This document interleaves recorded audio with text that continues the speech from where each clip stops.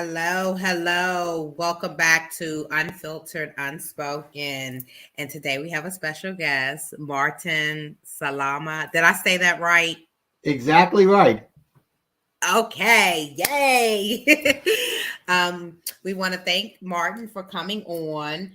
Martin is a has over 10 years of experience of life coach to help frustrated in the life quickly their mindset to uncover the greatness so they can live the true potential and enjoy life. We're going to get into a couple topics that Martin has, and we're also going to ask him if he has anything to share about his past. So I'm going to introduce Martin to the front, to the stage as we get started. And thank you for tuning back into Unfiltered Unspoken. Love it. Love it. Thank you so much. I can't wait. I'm very excited to be here with you today, Demetria, as well as for you, Sid. Thank you so much for having me. Yes. It was thankful. We're always thankful for everybody who, shows interest in what we're trying to do here and can join the good fight. So about on that same kind of path there, what about, the good fight attracted you? What made you want to come on, and kind of speak your truth?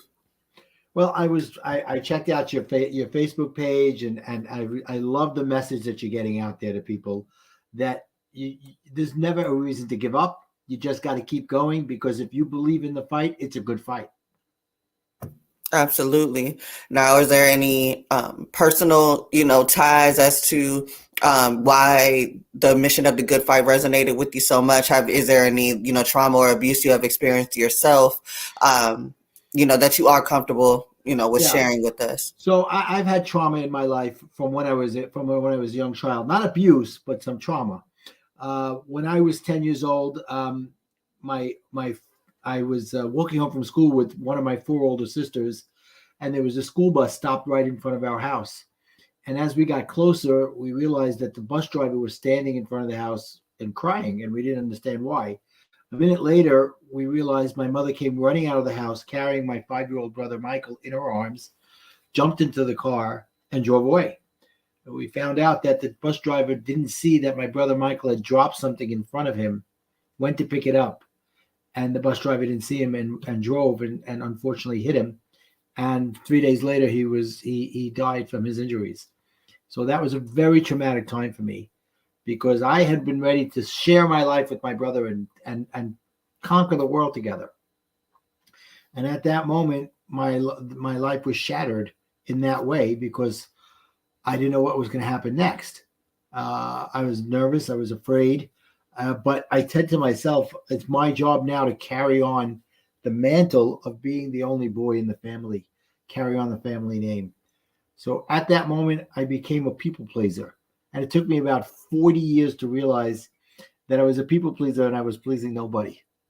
And over the years, I would the trauma of my brother's death haunted me, because I always felt that I was less than, because I wasn't as good as I thought my brother was going to be.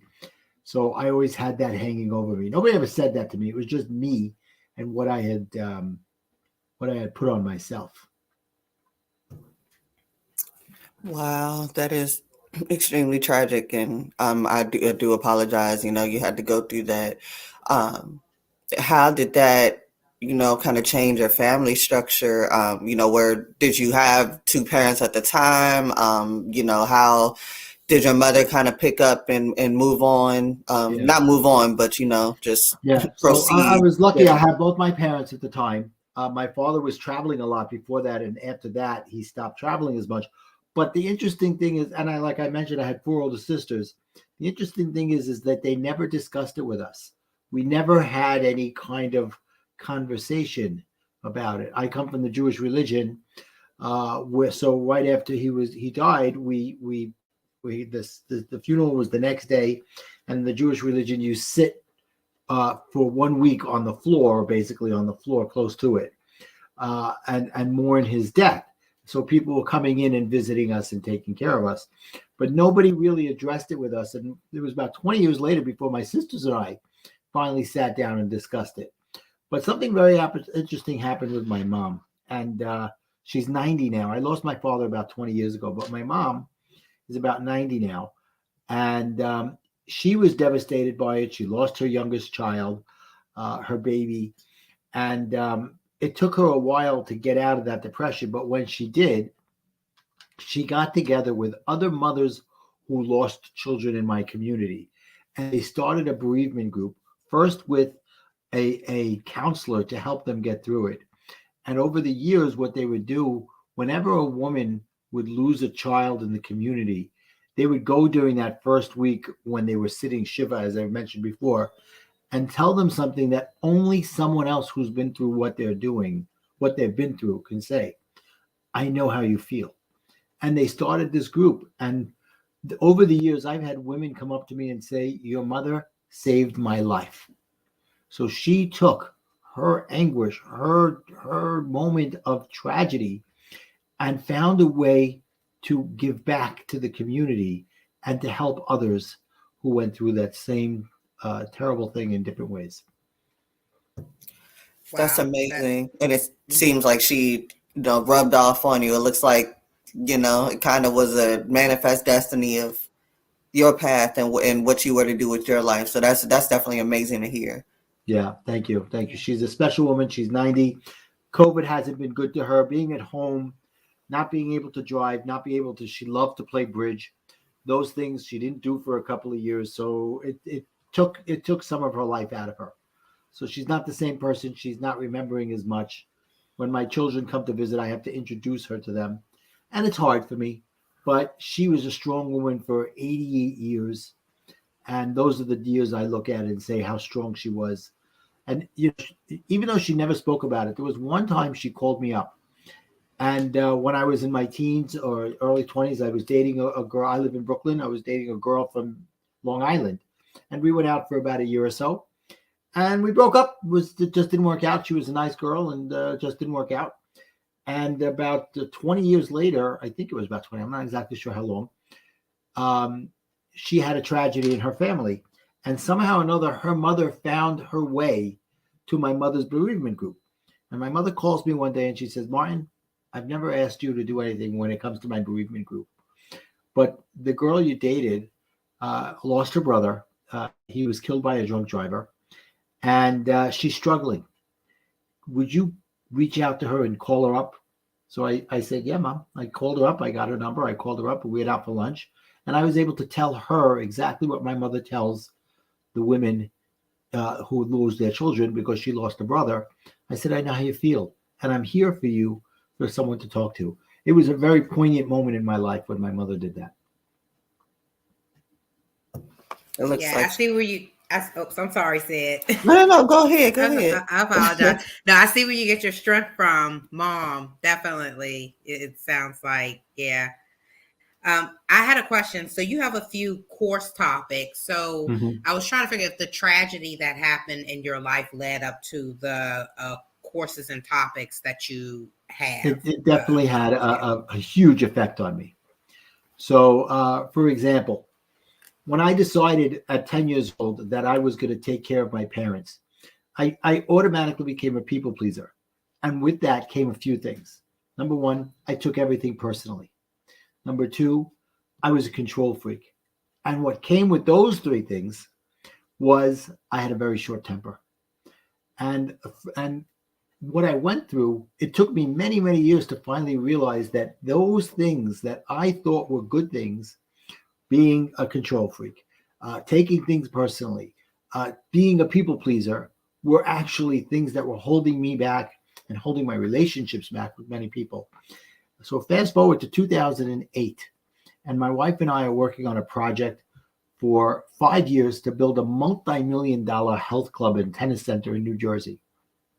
My wife had found tennis and decided that she wanted to play, and she couldn't find any courts. She came to me, she said, I think there's an opportunity here for us. So me being the people pleaser, I'm like, okay, let's look into it. So we did some research and we said, okay, this is a great opportunity.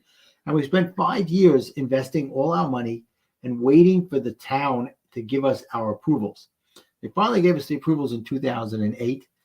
In the summer of 2008, we go to the bank. We're like, okay, we're ready. We've got everything we need now. We started the drawings. Everything's ready. We just need the money from the bank to build it. I'm like, yep, we're not lending now. The world's about to fall apart. And a month later, the financial world fell apart.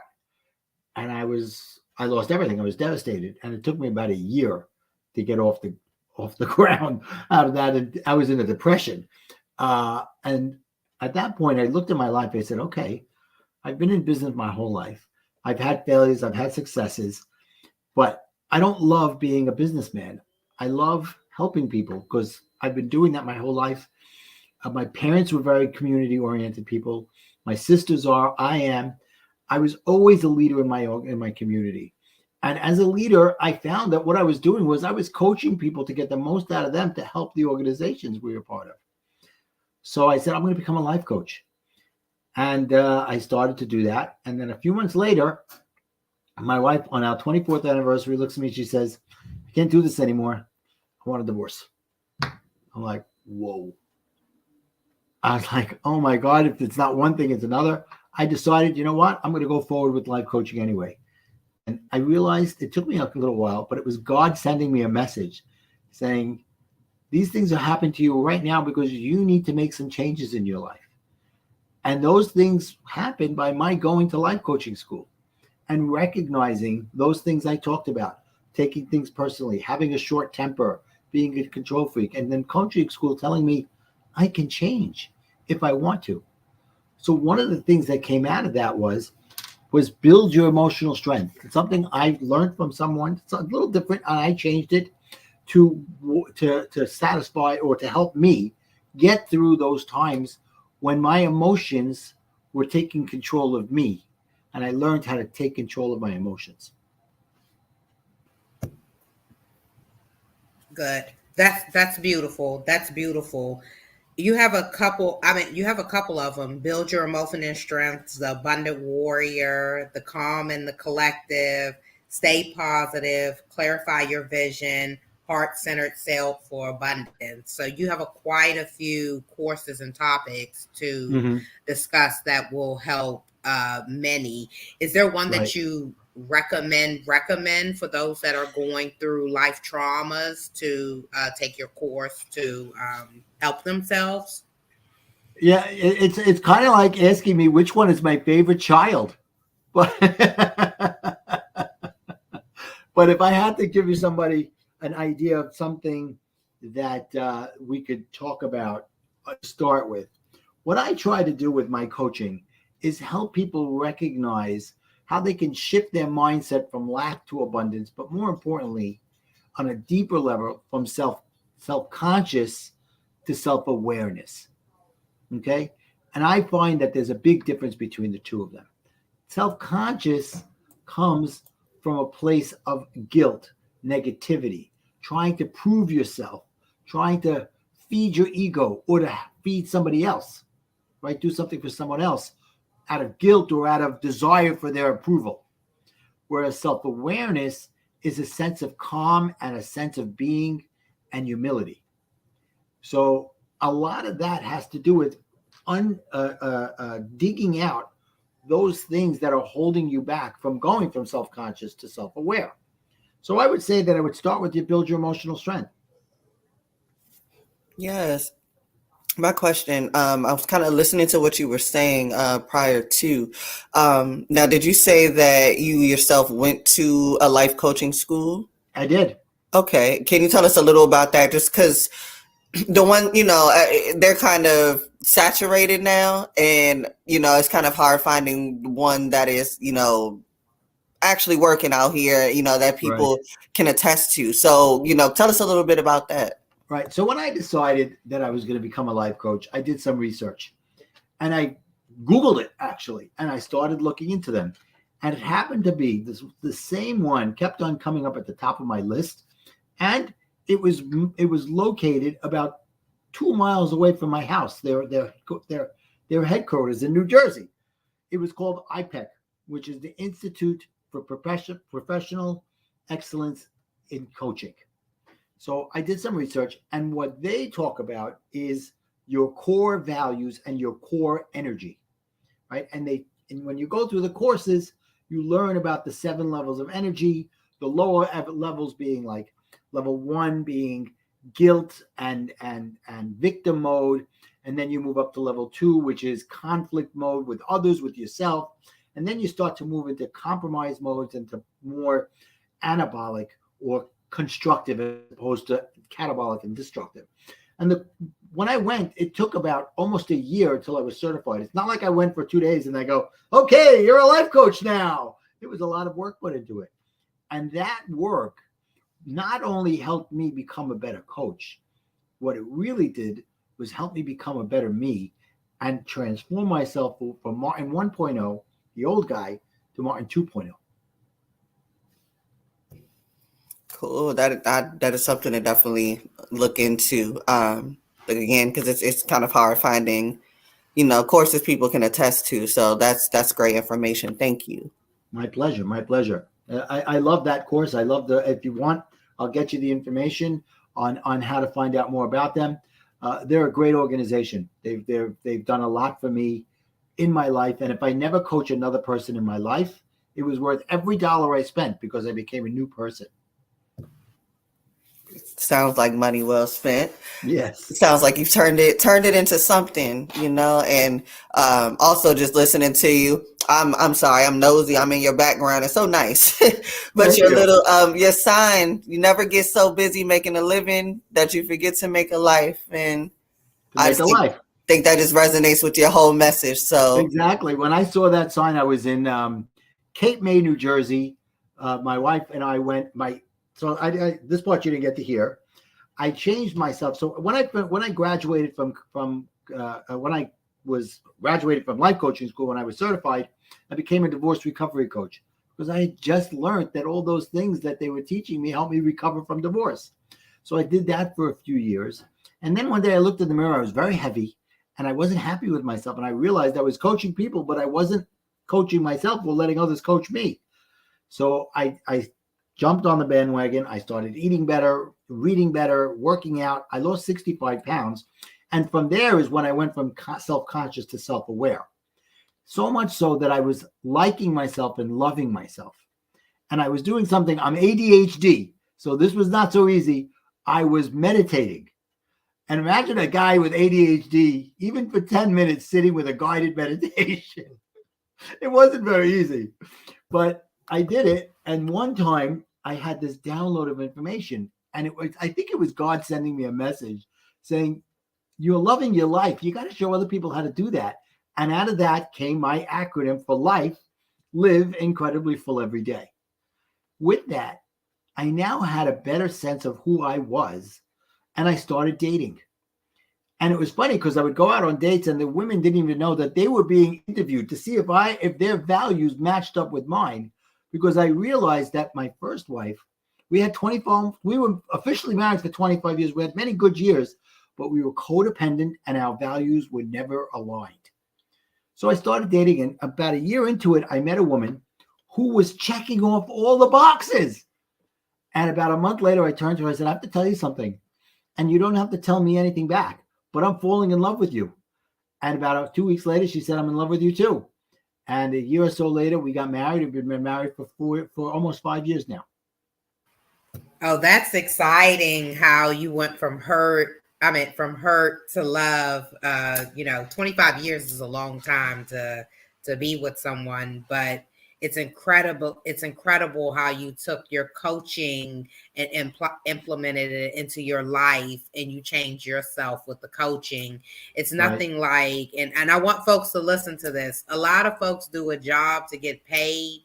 But if the job has made change and they're passionate about it, and result is within the person that is helping you, that is really important, instead of just paying someone just to get a service. And it's the passion is different, Absolutely. 100%. I can attest to that. There's no question about that. I love what I do. I get up every morning and I say my mantra: I live incredibly full every day. So somebody asked me recently, what happens when you're having a not such a great day? I go, it happens. There were days like that. But it's not like the old me where I go and I start reacting and getting upset. I look through it and I decide, why am I feeling this way?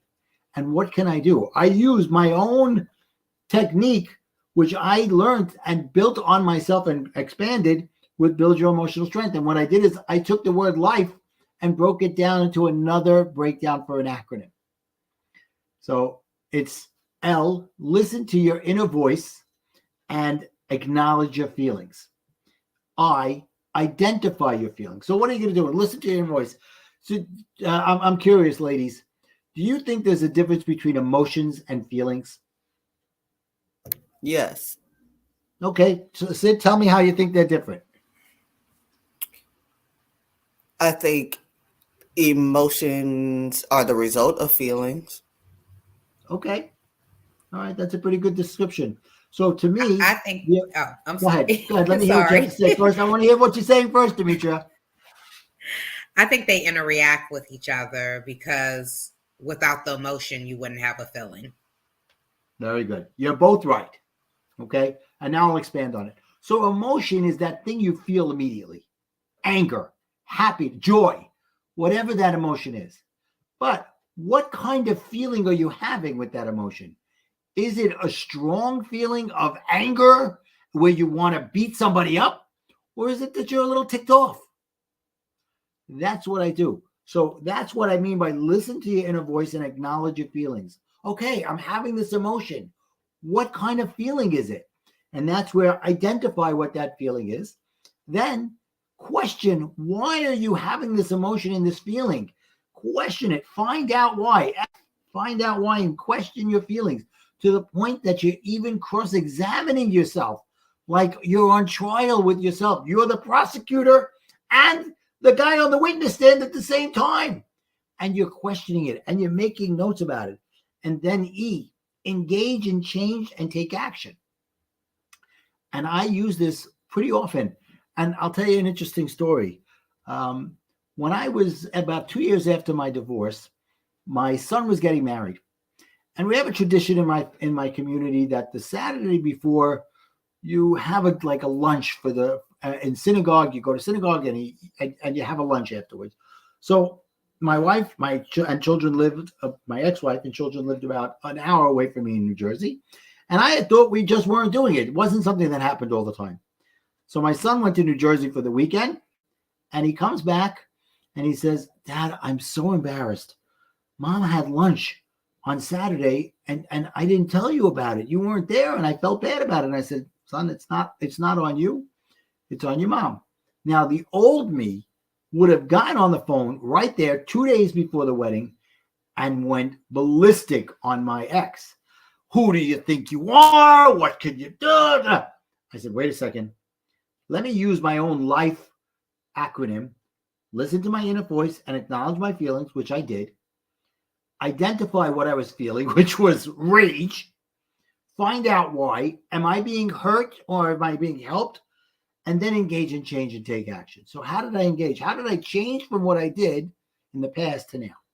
If I would have called up right then and there, what would have happened 2 days later at the wedding? I would have been upset. She would have been upset. My son would have been upset. Everybody would have known about it. And the wedding would have had this cloud over it. Who was I serving by doing that? I would think I'd be serving myself, but really nobody. So I waited until 2 days after the wedding. I called up my ex-wife and I said, "Listen, this is what you did. This is the message you sent to your children, to our children. I did this in a controlled anger. I told her my feelings about what she did and the effects that I felt it was having. And I ended the conversation by saying to her, 'Thank you for divorcing me.'" Right there was a moment of closure for me. We all need Oh that. wow. Yeah. We all I'm need sorry. that. Oh wow, that's deep to like say, "Hey, thank you for divorcing me. I appreciate it." What was her well, she couldn't even react because you hung up on her. No, I didn't Did she hang up call on you? her. Did you? I Okay, didn't so hang you up did. on I'm her. sorry. I'm sorry. Did she It's react? What was okay. her reaction? So you know what? Her reaction was what she did our whole marriage was to play poor innocent me and turn around and put it on me. And I didn't care. I said, I'm not interested in what you have to say. There's nothing you can say that would rectify what you did. Okay. And it's fine because it showed me that even that 1%, I didn't say this out loud to her, but in my mind, I was saying that 1% of my mind that said maybe we could really get back together again, because I was still in that state of, I don't know if I'll ever be loved again. I was afraid to get divorced the first time because I didn't have enough self-esteem, self-worth. But at that moment, when I said, thank you for divorcing me, I was done. It was never going to happen again. So it didn't matter what she said. Do you feel as though it was some kind of emotional abuse during the marriage? I'm sorry, I didn't understand the question. During your marriage with your ex, do you feel as though it was some kind of emotional abuse or any kind of, you know what? The differences? I'll be honest with you.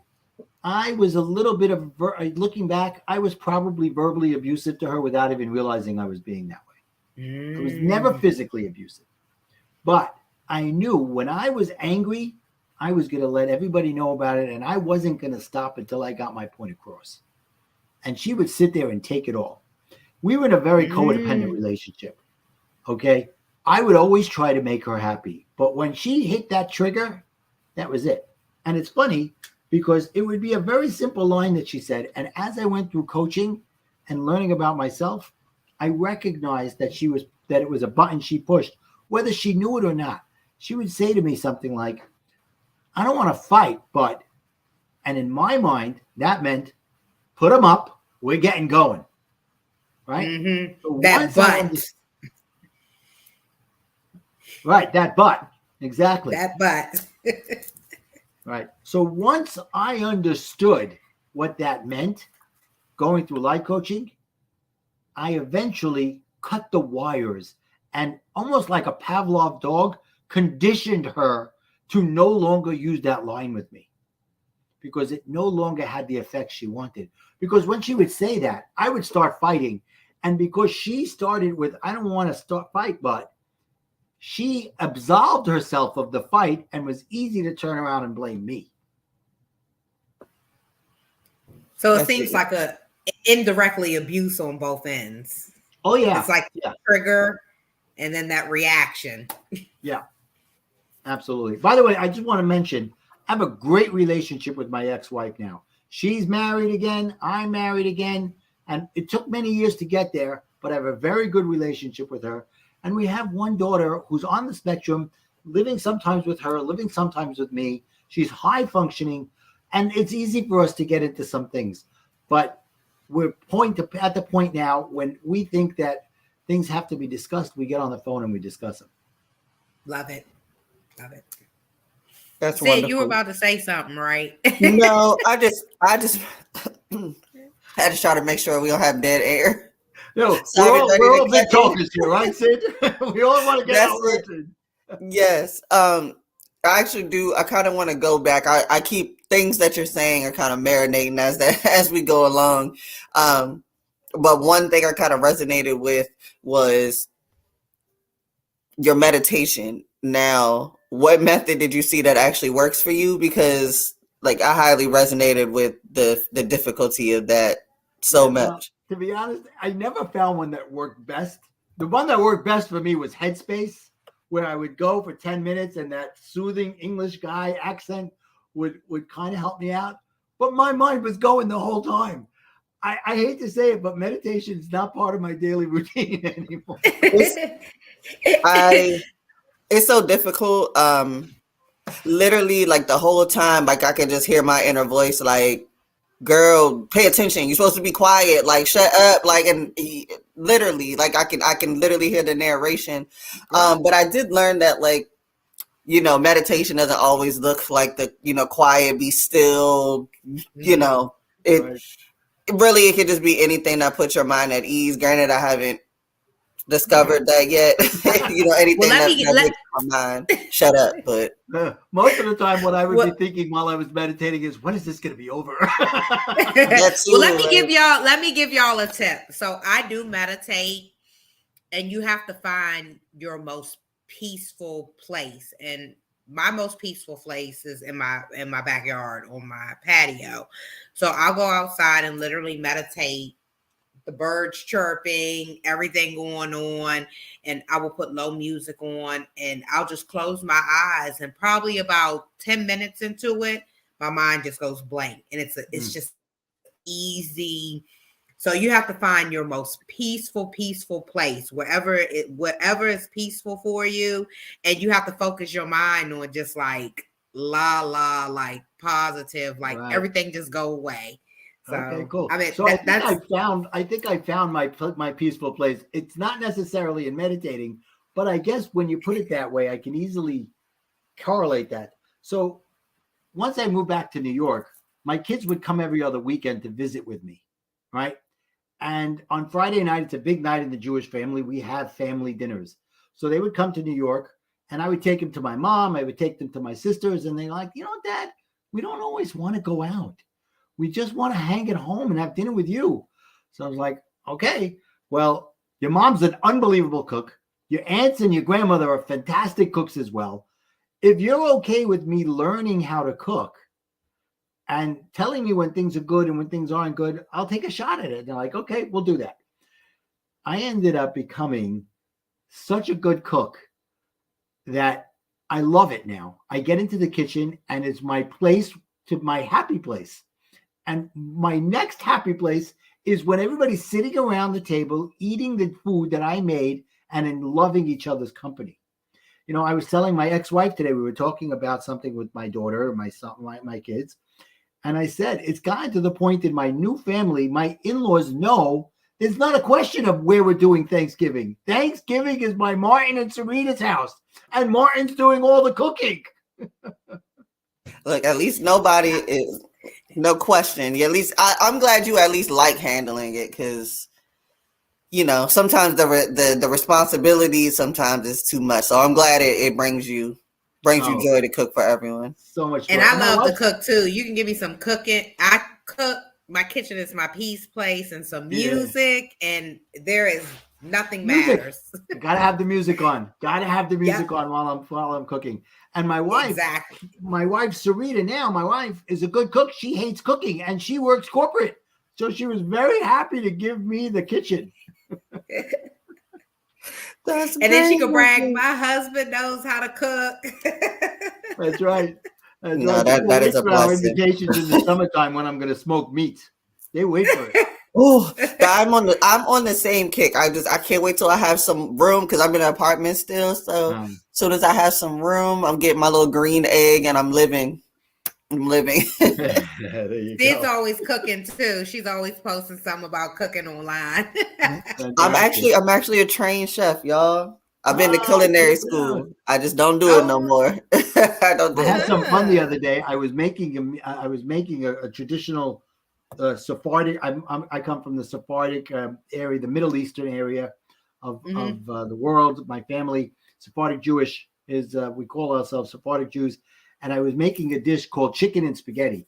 And I decided to video it and talk about how I adapted to becoming somebody who loves to cook as a result of the questions my children brought up to me. And I did a whole video on it. So I sent it to my team and they were laughing from it. They loved it. So they can't wait to finish editing it so I can put it online. That's going to be good material for sure. Yeah, absolutely. Now, just with what you have going on with your life code, where do you feel like you still got work to do? Where do you feel like you're still rough around the edges? What is it that you are still working on, within yourself at this time that you can notice? Yeah, I'd have to say, as much as I like to say that I'm mindful and present, that's one area that I've got to get better at being. As mindful and present as I am now compared to the way I used to be, I know I could be much more present and in the moment with the people around me than I am already. And that's even with, the business that you're building, and, are you at that happy medium, or now are you really at the point where, living life is more important, where you spend more time, where you're like, well, maybe I should work a little bit more, whereas we're more accustomed to, well, maybe I should work a little bit more rather than live a little bit more. So have you actually found that middle ground? Well, that's something that I think is still in the process as well, because I do love coaching, and if I could do it all the time, I would be in my happy place like that. But I love it because I love watching the people, my clients, when they have that aha moment of that they've got what we're talking about, and now we can work on it, and they're like, oh my God, I get it, and want to build on that. So am I at my happy medium? Not yet, but that's okay. It's a journey, and I'm enjoying the journey. That's great. That's awesome. And I always like to hear, the guests that we have that have, whether they're life coaching or create material, books, any type of self-help, what has been your most significant, I guess, kind of moment of testimony from someone that you helped, or a situation, your proudest moment with what you've shared with others? Okay, so let me find something. I want to read something from one of my clients, because I think it really speaks to what you're talking about, and it's better if it comes from his words than from my own. Absolutely. You know what I mean? So he said to me, here it is. When I started working with Marion, I was ready to give up all hope of living a happy life. I thought this was my last shot, and if this didn't work, I would give up and become a tool for other people's happiness. I didn't understand that I had internal limiting beliefs and rationalized that were keeping me tied to my old way of thinking. Since I started working with Marion, I've gained positive clarity on life. I've accepted my own power and choice. I've taken responsibility for my choices and let go of those choices that were not mine. I've decided to live in abundance and gratitude. Because of these changes Martin taught me, I'm happier, I have better relationships, and I have more clients because I'm being my real positive self. Looking back, all I wanted was hope that I could start to heal. Needless to say, I have that now. That was powerful. How does that make you, feel that? Oh my God.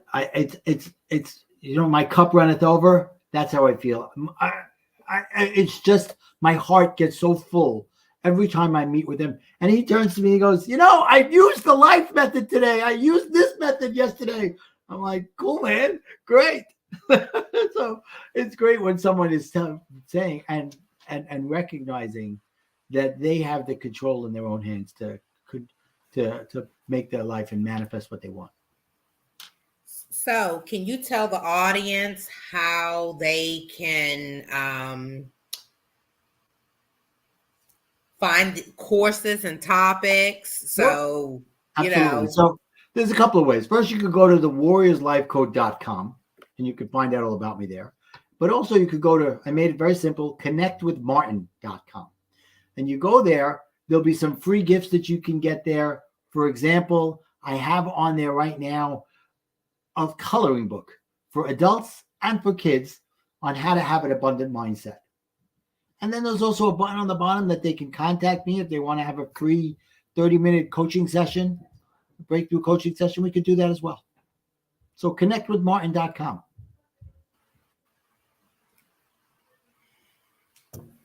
Definitely easy enough.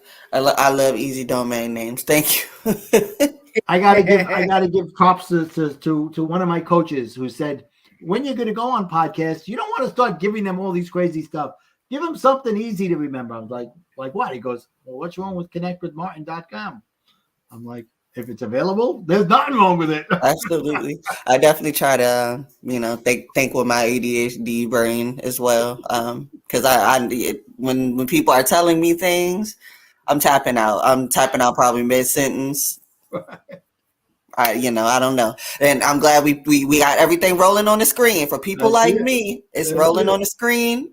Check all the information for Mr. Martin here, where you can go check out his work and what he's doing. Demetria, did you have any other questions for Martin?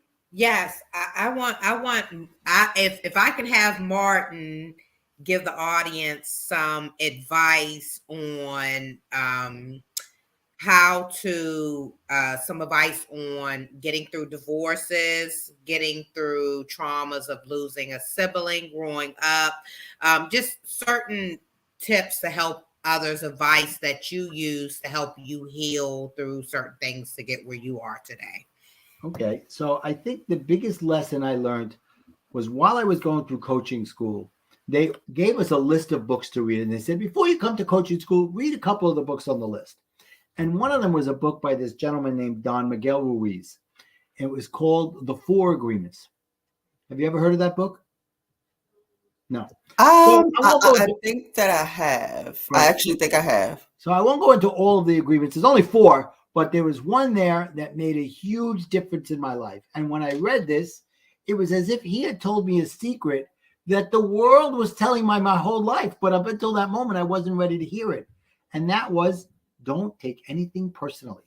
Because what's going on in somebody else's life doesn't necessarily mean when they come and they break down on you, it's not about you, it's about them. So if you are going through an issue with the divorce, or if you're going through other stuff, you have to recognize what's your responsibility and what's theirs. And 95% of the time, it's more about their responsibility than yours. Or what's going on in their life and how they're putting it on you. It's not all the time, but a good percentage of it.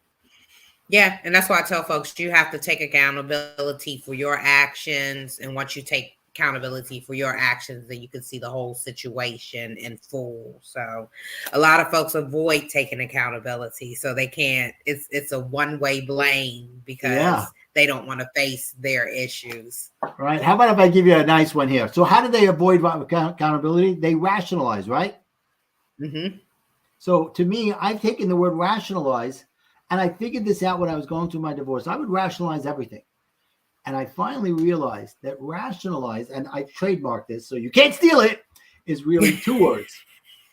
It's rational lies. You're lying to yourself that you're doing something, that something you're doing is rational, even though it goes against what your core value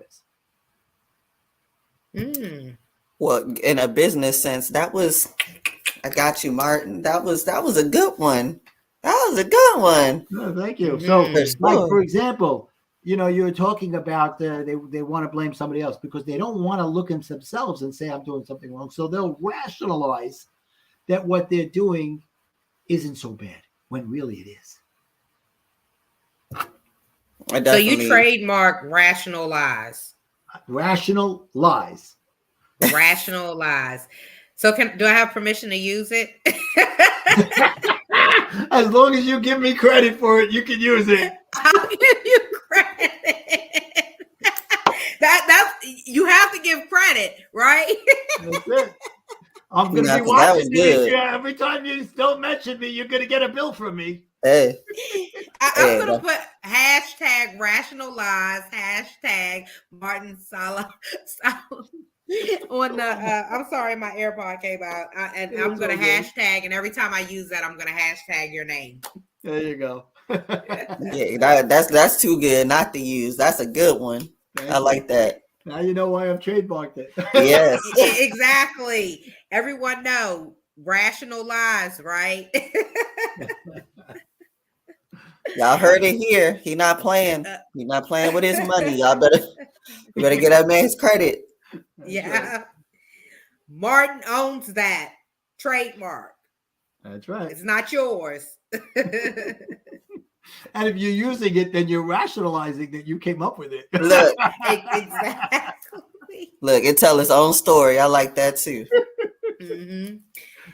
Is there anything else that you want to say to the audience, Martin? And also in the Good Fight chat group, I also recommend that folks come there. Like if you have material that are going to help folks through childhood, life traumas, domestic violence, We definitely say, come on, post your information here, because we want to help as many folks heal as possible. And I do think that what you have is an outline to help, and that it would be informative to a lot of folks. Thank you. So what I'll do is I'll work on coming up with some worksheets on the four steps for emotional strength, to build your emotional strength. And I'll put that up there for a link for them to go to and download that stuff. Oh, thank you. I really appreciate that. Appreciate that. So because they'll get the worksheets, and they'll also get the chart that talks about the emotions and the feelings that are correlated with those emotions. Okay. Beautiful. Because we're trying to help as many folks as we can, just to realize that they're going through traumas, to face these traumas so that they can start the healing process. And I think this will be a good course to even just to start that journey. Well, thank you. I appreciate that. And I hope that it helps many people. Yes. Sid, do you have anything else for Martin? No, I would normally, shameless plug at this point, but he's already told us how you need to get in touch. Connectwithmartin.com, right? There you go. See, look, look how easy that was to remember. I know you're going there just to be able to get that coloring book. Look, I got a bookmark it or something, because tomorrow is a whole nother ball game as to what I remember. Okay. There you go. Martin, do you have books out? Do you have any books out? Or I have one book out, Recovering from Scream Divorce. It out. Shout it out. Shout it out. This book I wrote about 10 years ago. It's called Recovering from Divorce. Okay. And it's what helped me to get through. It's my journey of getting through divorce and how people can start that thing. In about a month or so, I'll be coming out with my book. I have a course. And I just recently, they should be started to be ready now. It's a card deck of my coaching program. Okay. Right. So they can go there and take a look at it for a very low price of $47 plus shipping, maybe $52 altogether, and get an idea of what it'd be that they'd be going. And in there is living, emotional, build your emotional strength, so on and so forth. And it's a great way to get a little taste of what I do. And then if you're liking what you see there, then you can find out more about it, about what I do.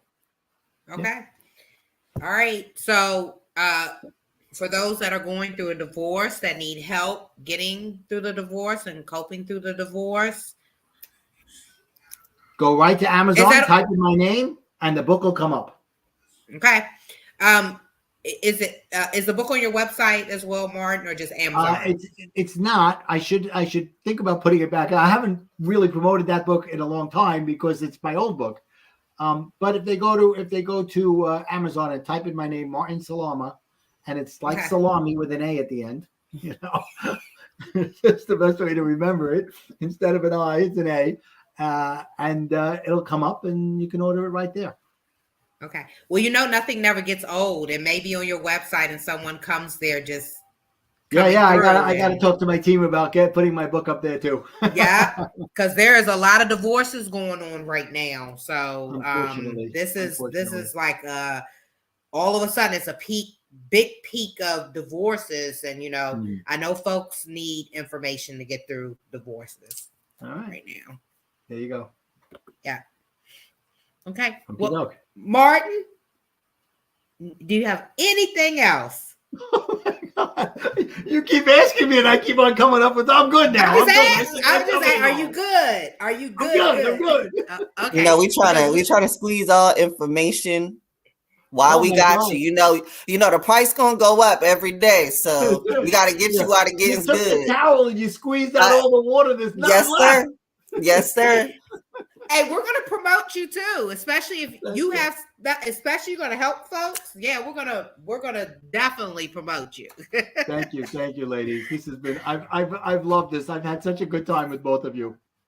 Thank you. Thank you. Thank you so much. Thank you. So we want to thank everybody out there. You gotta keep fighting the good fight. That's right. And you got look. He just gave you something to trademark, Demetria. Yep. Hurry up. Quickly try trademark it. We want to thank you for tuning into another episode of Unfiltered Unspoken podcast. This is an extension of the Good Fight. We are helping others through life experiences, if it's not sharing a testimony or resources or whatever we can do to network and connect folks together. Thank you again for tuning into Unfiltered Unspoken, and we will see you soon.